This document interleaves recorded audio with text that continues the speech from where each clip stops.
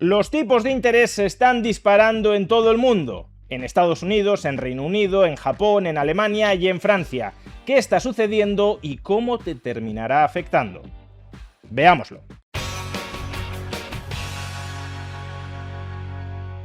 Los tipos de interés se están disparando en las principales economías del planeta. No es un fenómeno que afecte exclusivamente a Estados Unidos, a Japón o a la eurozona, sino que se reproduce en todas estas economías. Fijaos si no en esta sucesión de gráficos. Estados Unidos, deuda pública a 30 años, está pagando un tipo de interés del 5,3%, su nivel más alto desde el año 2004. Japón, deuda pública a 30 años, abonando un tipo de interés anual del 4,1%, el nivel más alto de toda su historia. Reino Unido, deuda pública a 30 años, pagando un tipo de interés del 5,8%, el más elevado desde el año 98. Francia, deuda pública a 30 años, pagando el 4,9%, el más alto desde el año 2008. Y finalmente Alemania, también la deuda pública a 30 años, abonando un tipo de interés del 3,7%, la más cara desde el año 2011. Se trata, por tanto, de un fenómeno compartido y sincronizado. Los tipos de interés a largo plazo están subiendo en todas estas economías a la vez. Y es un fenómeno que además se produce mientras los bancos centrales han venido reduciendo durante los últimos años sus propios tipos de interés a corto plazo. No es que los bancos centrales estén endureciendo la política monetaria y como consecuencia el coste de financiación de la deuda pública esté subiendo. No, los bancos centrales han relajado esa política monetaria y a pesar de ello, el coste de financiación de la deuda pública a largo plazo no ha dejado de encarecerse. ¿Y por qué está pasando todo esto? ¿Cuál es la causa que lo explica? Porque durante la década pasada parecía que estábamos instalados en una era de dinero superabundante y superbarato. Los tipos de interés parecía que estaban anclados al 0%. Los gobiernos se podían endeudar tanto como quisieran y sus costes de financiación no se encarecían. Los chamanes de la teoría monetaria moderna parecían tener razón. No hay restricciones financieras sobre el endeudamiento público. Mientras haya recursos reales disponibles, los gobiernos pueden gastar con cargo al déficit tanto como deseen. Pues bien, todo eso es lo que vuelve a demostrarse falso en la coyuntura actual. ¿Por qué se están disparando ahora mismo los tipos de interés? No porque estén aumentando las expectativas de inflación, que a pesar de la guerra en Irán se mantienen más o menos estabilizadas. No, lo que están aumentando son los tipos de interés después de inflación, los llamados tipos de interés reales. Y están aumentando porque, si bien durante la década anterior había mucha capacidad de financiación ociosa, familias y empresas ahorraban mucho, sobre todo después del colapso de la crisis financiera de 2007-2008, muchas familias y muchas empresas estaban muy endeudadas y lo que hacían era desapalancarse ahorrando para amortizar deuda. Familias y empresas ahorraban mucho y no reinvertían mucho, con lo cual había en el sistema una holgura financiera que era absorbida a bajos tipos de interés, a un bajo coste de financiación, por parte del déficit público de los estados. El sector privado disponía de mucho ahorro y no sabía qué hacer con él, y eso lo aprovecharon los estados para tomarlo prestado a bajos tipos de interés. Lo que ha cambiado en esta nueva década son dos cosas. Por un lado, las finanzas públicas están mucho más tensionadas. Después de la crisis del COVID se acumuló mucha deuda pública y los gobiernos se volvieron todavía más adictos al déficit público, de tal manera que su demanda de financiación se ha disparado. No solo tienen que financiar el nuevo déficit, sino que tienen que refinanciar los vencimientos de su enorme stock de deuda pública. Eso por un lado. Y por otro, que en esta década el sector privado sí está canino de financiación, sí tiene mucho ímpetu para invertir ahora mismo en toda la industria de la inteligencia artificial. Por tanto, ya no es que se ahorre mucho y se invierta poco. Se sigue ahorrando mucho desde el sector privado, pero también se invierte mucho desde el sector privado. Y esa holgura financiera con la que los estados podían financiar en términos asequibles su déficit ya ha desaparecido. Ahora los gobiernos tienen que competir con el sector privado por captar la financiación relativamente escasa. Y eso hace que el coste de esa financiación vaya en aumento por mucho que los bancos centrales mantengan bajos sus propios tipos de interés a corto plazo. Y por cierto, si como ahorradores queréis aprovechar el actual contexto de tipos de interés al alza, esto es algo que podéis hacer a través de plataformas como Trade Republic. Por un lado, os podéis cerrar a medio plazo rentabilidades del 3% al año mediante los ETFs de renta fija de esta plataforma. Y por otro lado, podéis lograr esta misma rentabilidad sobre el saldo de vuestra cuenta corriente si sois nuevos clientes de Trade Republic. Vuestro efectivo estará permanentemente disponible, pero os será remunerado al 3%. Tanto para lo uno como para lo otro os podréis registrar gratuitamente en Trade Republic pinchando en el enlace que aparece en la caja de descripción de este vídeo o en el comentario destacado.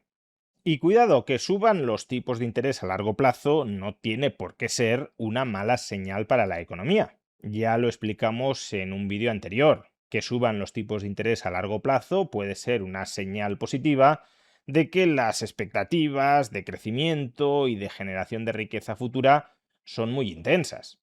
El sector privado se endeuda mucho para invertir mucho porque tiene buenas expectativas de rentabilidad futura. De hecho, durante los periodos de depresión, de estancamiento, de atonía inversora, es cuando los tipos de interés se mantienen muy bajos. Cuando nadie quiere invertir y todo el mundo quiere ahorrar, los tipos de interés bajan. Cuando todo el mundo quiere invertir, aun cuando se ahorre mucho, es cuando los tipos de interés suben, pero por buenas razones.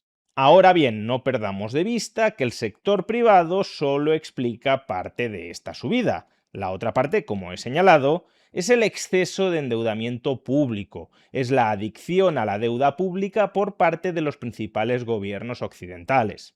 Y esa parte de la explicación de la subida de los tipos de interés sí resulta más preocupante, porque no se trata ni siquiera de que los gobiernos se estén endeudando mucho para financiar inversiones públicas que supuestamente tendrán un elevado retorno futuro. Imaginemos, por ejemplo, que se estuvieran endeudando masivamente para renovar y modernizar toda la infraestructura de un país. Si eso fuera así, el crecimiento potencial de la economía podría aumentar y con mayor crecimiento potencial en el futuro podrían incrementarse también los ingresos públicos, volviendo esa deuda pública adicional, extraordinaria, soportada hoy, volviéndola más sostenible en el tiempo. Pero no, los gobiernos occidentales no están haciendo nada de eso. Los gobiernos occidentales están utilizando el endeudamiento público, el sobreendeudamiento público, para financiar gasto corriente. Gasto corriente que no reporta ningún tipo de retorno a largo plazo. Es un consumo neto de capacidad de financiación para no generar riqueza futura, sino para consumir riqueza presente. Y además ni siquiera se trata de un endeudamiento para financiar gasto corriente que vaya a tener un carácter transitorio. No se trata de que este año o el año siguiente nos hayan caído extraordinariamente los ingresos o tengamos un excedente extraordinario de gasto público corriente que haya que sufragar y no queremos sufragarlo subiendo impuestos a corto plazo. No, se está financiando estructuralmente con deuda gasto público corriente. Los gobiernos, por tanto, se acostumbraron la década pasada a financiar permanentemente una parte de su gasto vía deuda, porque parecía que esa deuda era gratis, que no había que pagarla nunca, que no tenía un coste de oportunidad significativo porque el tipo de interés no subía, y como se anquilosaron en esas malas costumbres presupuestarias, ahora que la financiación sí es escasa, que la financiación sí tiene un coste de oportunidad creciente como se materializa en la subida de tipos de interés, esos gobiernos siguen haciendo lo mismo que se acostumbraron a hacer la década anterior, pero lo hacen causando mucho más daño a la economía, porque esa financiación que dilapidan no está disponible para que el sector privado genere riqueza, y sobre todo lo hacen metiéndose en una posición de creciente insostenibilidad de la deuda pública. Porque si el coste de financiación de su deuda pública va aumentando, la partida de intereses que año a año han de pagar sobre esa deuda pública también va a crecer.